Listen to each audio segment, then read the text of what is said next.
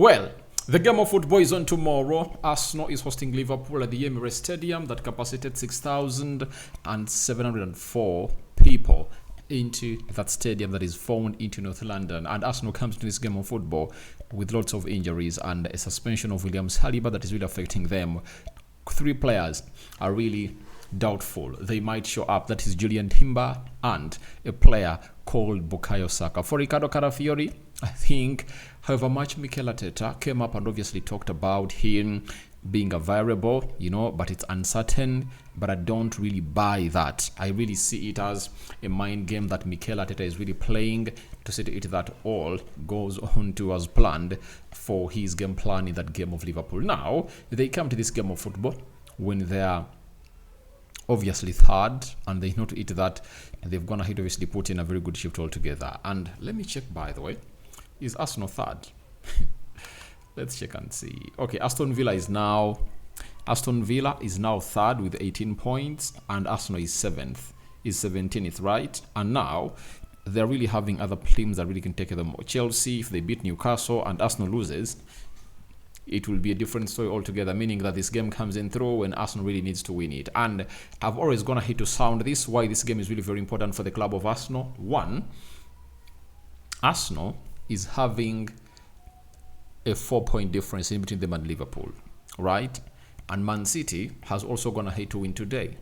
And them winning today, it has gone ahead to take them to... Man City is having 23 points and Arsenal is having 17, meaning that City is now 6 points ahead of Arsenal. Now, if Arsenal beat Liverpool, they'll be 1 point behind Liverpool and 3 points behind Man City. If they lose tomorrow, they'll be 6 points behind Liverpool. Sorry, they'll be 7 points behind Liverpool and 6 points behind Man City. And I think any Arsenal fan wouldn't like the point difference to be that much when they've only gone ahead to play 9 games. They can obviously add up and close up or bridge the gap, but it's not something easy, And I think everything is really going on as planned, and I don't know who is really going to be burning the bridge on which he's really standing on, but I think everything in that game of football is really possible. So smash the like button, comment and share. If you're totally watching us for the very first time, endeavor to subscribe to this channel so as don't miss out on stories that we do upload in here on a daily. Remember, we are powered by Mono Gadgets, dealers in brand new phones and brand new laptops. And if at all you need what we call used phones and used laptops, go onto Mono Gadgets by calling their number +256 70 9988 665, and the rest is really gonna be history in the making. Now, you can as well be looking for a used phone and a used laptop from the United Kingdom, not from Kampala, Uganda. They obviously import their stuff from the United Kingdom and they bring it down here in Kampala. And you can be one of those blessed people that can obviously enjoy their vast range of products by really calling them on that number. And follow them on TikTok, go to your search bar, write down a word Mono Gadgets, and the rest is really going to be history. Mono of single N, not double N. So I think I'm going to obviously break down that. Now, when we go to the side of Arsenal, they played in the midweek and beat Panathinaikos by 1-0, and Liverpool played on Wednesday, which might act as an advantage because Liverpool played away and they had to travel back to the Merseyside, and now they have to travel to London. And Liverpool played away at RB Leipzig and they won that game by 1-0, scored by Darwin Núñez, something that really helps Liverpool because with Diogo Jota doubtful for this game of football, that means they have sharpened their striker, and he comes into this game of football very confident ahead of this beautiful game of football. So as it stands, I really feel like things are really going to be moving into the right way and the right direction altogether. Now, let's go to the team news and see how things are really panning out. For the side of Arsenal, there are players that are really dropped out of this game of football. 1, Saliba, suspended when they're playing against Bournemouth. He's really going to be a huge miss. Tomiyasu is also having a setback of an injury. Kieran Tierney is also out. Ricardo Carafiori, I think, is out. According to how he fell on his knee, he might not be able to play tomorrow. And those that are really doubtful, Julian Timber, Bukayo Saka, who else? I think those are the 2 players that are really doubtful to come in through and really play into the beautiful game of football. But the rest of the players are really available. Then for Liverpool, Alisson Becker, is out. Harvey Elliott is having a foot injury. Diego Jota, I see, is having an abdominal injury. Federico Chiesa and Conor Bradley are also uncertain to obviously take part into this beautiful game of football. So we are waiting to see who is really going to be fronted to come in and really play a part into this beautiful game of football, into the Premier League. Match day 9, that is it. Match day 9 is really going to be huge for the club of Arsenal. And remember, the fixtures of Arsenal are really hard. Now, when you look at the Premier League as it stands and how Arsenal is really going to be attacking this game of football, I've come up with the following predicted starting 11 of how Arsenal is really going to be looking to obviously coming through and really put in the required shift altogether. Now, system, it's a 4-2-3-1. So it's a 4-3-3 system for the club of Arsenal. And obviously in goal, no doubts about it, it's going to be David Raya, man in form. And they're going to have to keep a clean sheet in the midweek, though they failed to keep one into the last weekend. That saw them lose to Bournemouth by 2-0. Then right back, I think it's going to be Benjamin White to be played as the right back for the club of Arsenal into that encounter, because I really believe that he's really going to be having the right vibes to come in through and obviously put in the shift as required. Then on the left back, I think Kivio comes in through. There is no way I can trust Zinchenko into this game of football, because I think Arteta fielding Zinchenko will be like burning on the bridge that he's standing on, because it will burn and you have to obviously fall down in the water or the valley, So I think Jakub Kivio can play a better job as a left back into this beautiful game of football. Then on the right side of the central defense, this is really a very huge doubt, but I think he's really going to be forced to come on and really play into this game as they play a team called Liverpool. And that is Julian Timber. That is it. That is Julian Timber. And on the left, obviously going to be Gabriel Magalhaes. I know some people will be like, why don't they really put Ben White in that position? I believe the player that Arsenal has that is next to William Saliba is Julian Timber. No doubts about that. So that is my back five that I believe Arteta might obviously flaunt. But if at all Timber is really injured, you might find out that Kivio is being played as a central defender with Gabriel Magalhaes, because we're going to hate to see him play them sometimes like that. 2 left-footed players in the central defense, and Gates Zinchenko to be played as the left back. But I've always told you that I don't trust Zinchenko, and on the form that Salah is on, I don't see Zinchenko being the solution. Or maybe he might even trust the young star. He's called heaven sent, to come into and obviously play into that central defense.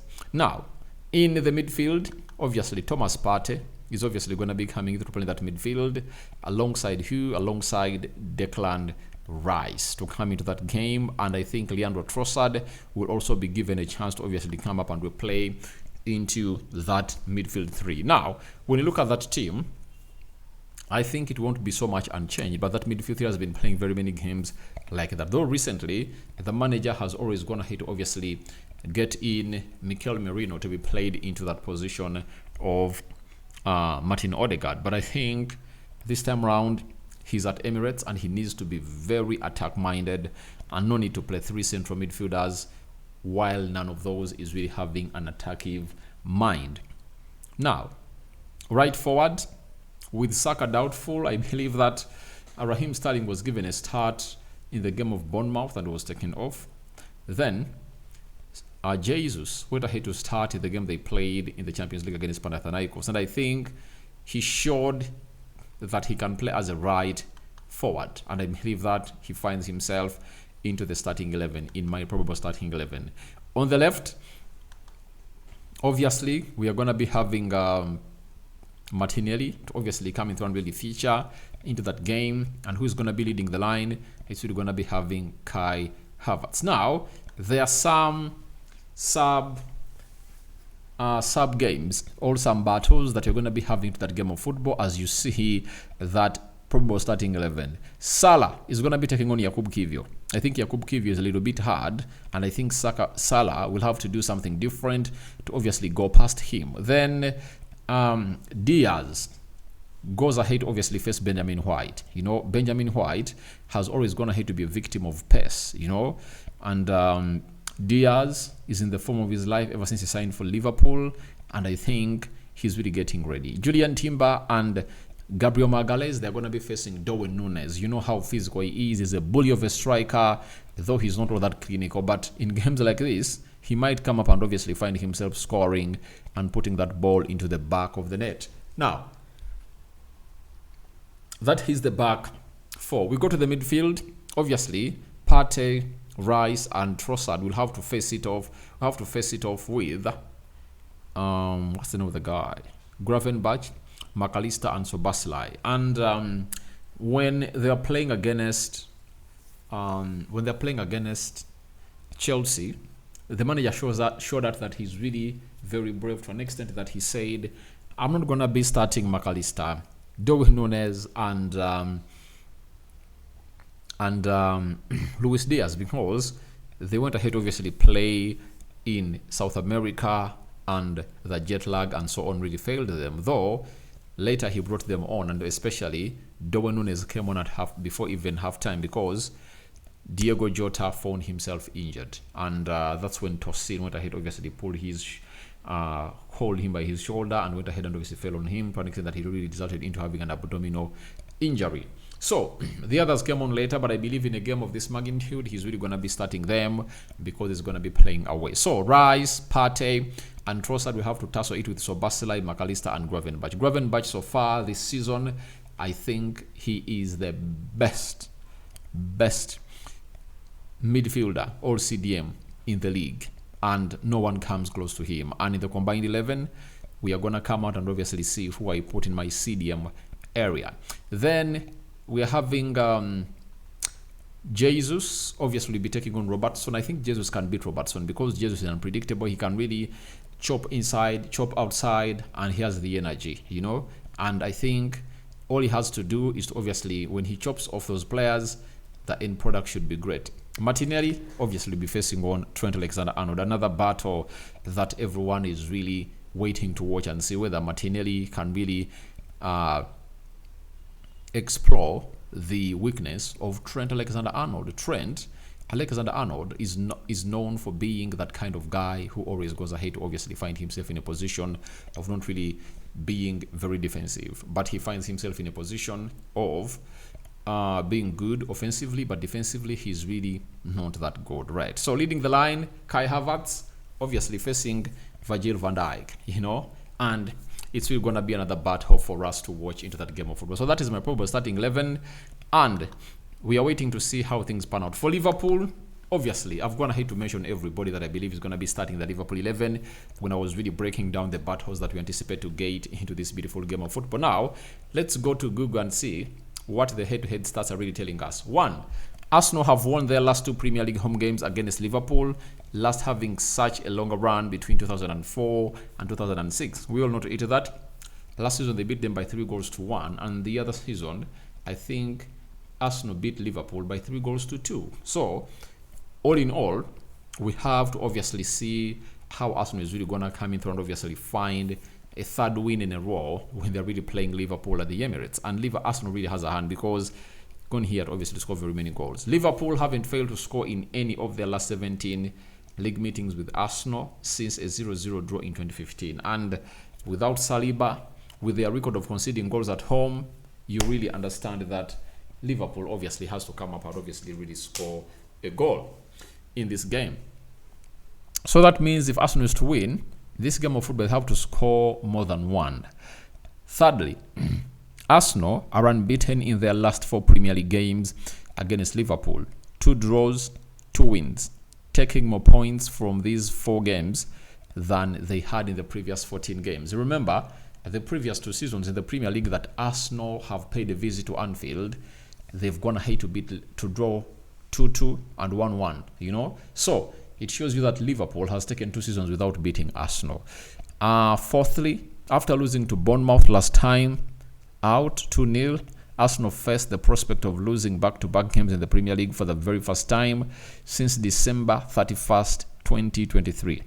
They lost to West Ham 2-0 and to Fulham 1-0. Prior to their trip to Bournemouth, the Gunners had only lost one of their first 25 league games in 2024.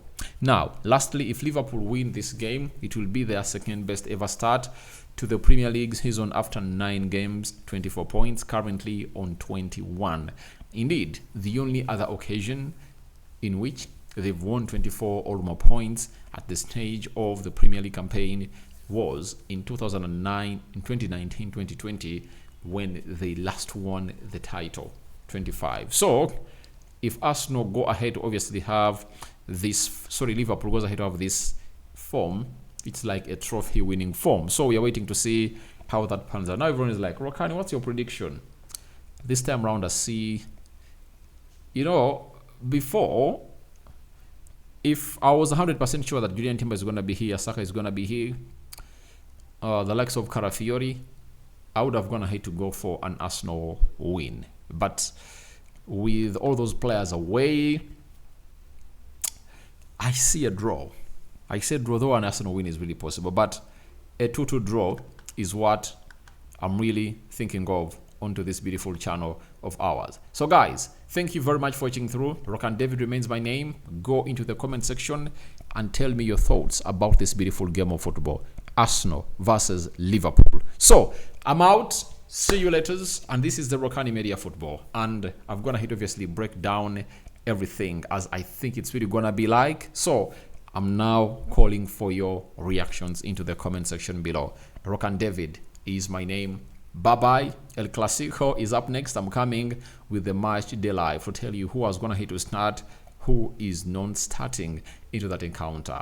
Continue to subscribe. We want to hit 30,000 subscribers, and the winter transfer window is on, and news linking teams to other players is already out. And I think by the time we go to the international break around the 11th of November, we are seriously going to be into the international.